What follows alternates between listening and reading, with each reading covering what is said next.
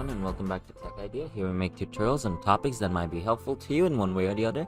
And today I'm going to be talking about all the Project Slayer clan tier list. So now we got 60% common, then you've got the uncommons, the rare, the legendary, the mythic, and finally the supreme.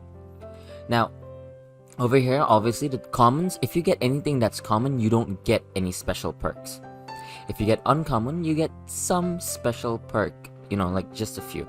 And then you've got the rares, which gives you, a few, just 2 clan perks. And then you got the legendary, which is very good. You can get plus attack points, plus just sword points and all that. And then mythic, obviously you get all those plus even more. The mythics give you higher chances of becoming more powers, more durability, more shields, all that. And then finally you got supreme. Now if you get Kamado, once you get Kamado, and you can turn into a demon by finding Muzan, by drinking Muzan's blood.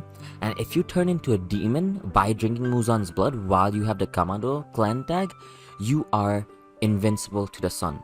So many of you might know, if you turn into a demon, you will need to find a straw hat, or else you will take damage from the sun during the day.